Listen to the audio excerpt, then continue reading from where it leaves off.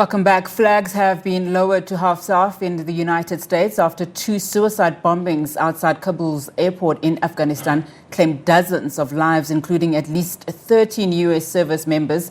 The attack was the deadliest for U.S. forces in years, just as the country nears the conclusion of its withdrawal from Afghanistan, with current evacuations expected to conclude on August 31st. U.S. President Joe Biden vowed from the White House Thursday to complete the evacuation of those seeking to exit Afghanistan while hunting down and punishing the perpetrators of the twin attacks now claimed by an Afghan splinter group of ISIS. U.S. commanders have indicated that they expected these types of attacks targeting their forces to continue, while the Taliban, a sworn arch-enemy of ISIS, also condemned the attack. Those who carried out this attack, as well as anyone who wishes America harm, know this: we will not forgive. We will not forget. We will hunt you down and make you pay. I will defend our interests and our people with every measure at my command. All right, now for some reaction from the United States, we're joined by our correspondent, Sherwin Bryce-Pease from New York. Sherwin, thank you so much for your time this afternoon. Now, a clear message from the U.S. president that the perpetrators of these attacks would be hunted down, but it does little to lighten the burden of this moment for Joe Biden, who is arguably facing his toughest test since assuming office in January this year. Yeah, Nati, after spending an entire day in the Situation Room as these developments occurred in Afghanistan, the first words out of President Biden's mouth when he came for that encounter with the media late yesterday afternoon was, "It's been a tough day." So let's just quote the president as to how tough this day has been.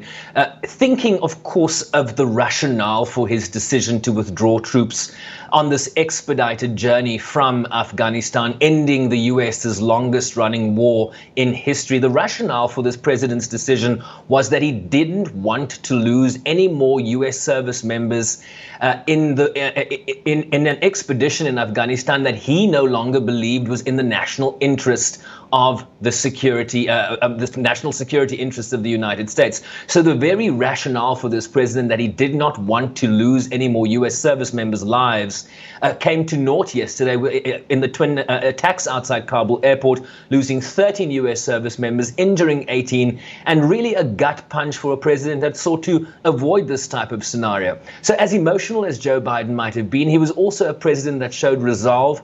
Let's listen to what else he had to say. Watch. We will not be deterred by terrorists. We will not let them stop our mission. We will continue the evacuation. I've also ordered my commanders to develop operational plans to strike ISIS-K assets, leadership, and facilities. We will respond with force and precision at our time, at the place we choose, in a moment of our choosing. Here's what you need to know. These ISIS terrorists will not win. We will rescue the Americans who are there. We will get our Afghan allies out, and our mission will go on. America will not be intimidated, and I have the utmost confidence in our brave service members who continue to execute this mission with courage and honor to save lives and get Americans, our partners, our Afghan allies out of Afghanistan. And not to forget the political blowback that is also facing President Biden here in the United States. The leader of the House Republicans, Kevin McCarthy, yesterday saying that Biden will face a reckoning over his handling of the U.S. exit from Afghanistan, but stopped short of calling for his resignation and impeachment. So a lot of moving parts. The focus now on getting as many Afghan allies and American citizens still in Afghanistan seeking to exit out by that August 31st deadline, which is early next week.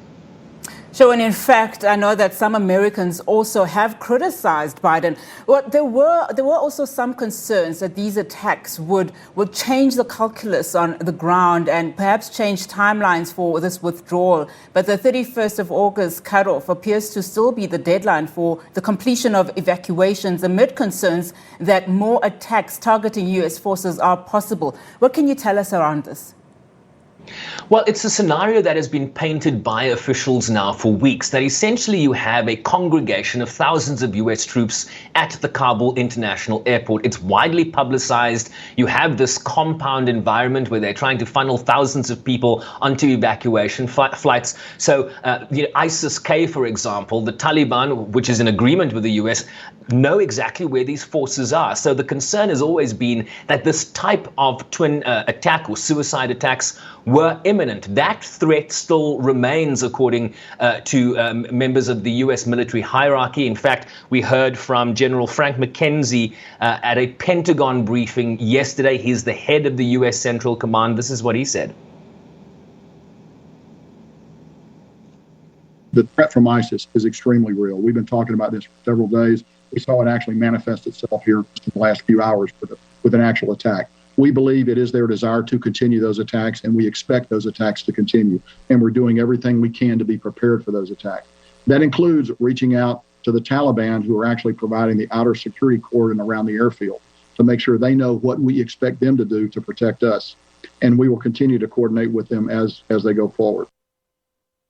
And also important, Donati, I think, to understand the distinction. The Taliban is working hand in glove in terms of these evacuations, providing outer perimeter security ahead of the U.S. Perimeter at Kabul airport. They are in agreement with the U.S. in terms of allowing these evacuations to continue until August 31st, but also in opposition to groups like ISIS. ISIS, for example, don't like the Taliban because the Taliban is negotiating with the United States. So they are two opposing sides, if you will. The Taliban, in this instance, condemning the actions of ISIS, saying they will launch their own investigation and deal with ISIS once foreign troops have evacuated and left the country. And now, Sherwin, very quickly, before I ask you the final question, what are some activists in the U.S. saying now around the situation as it pertains to women in Afghanistan? We know that the women have been very vocal, just coming out to say, what does the future hold for women in that country now?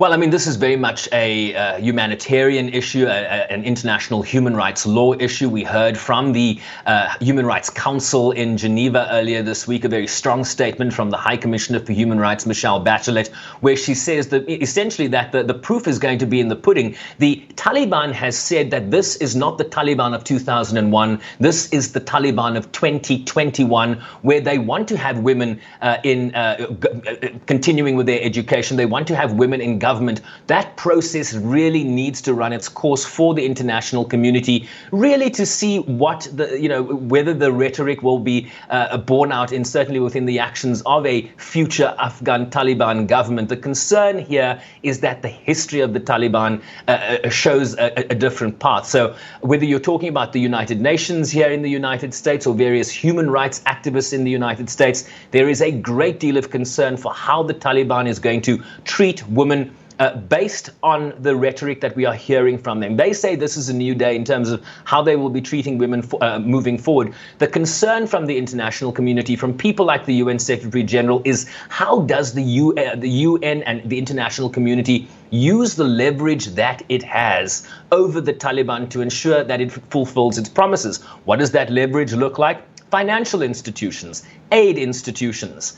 The Taliban is seeking international legitimacy. It wants to be recognized as the legitimate governing party of a future Afghanistan country. And so that paradigm, that trade-off is yet to see its full fruition. And so these are the dynamics that are at play, certainly from an international perspective, using that financial muscle, that influence over the Taliban to see the changes that the international community seeks, particularly on the question of human rights and as it in particular pertains to women and girls. Sherwin Bryce-Pease, thank you so much for your time and your analysis this afternoon. Good to see you.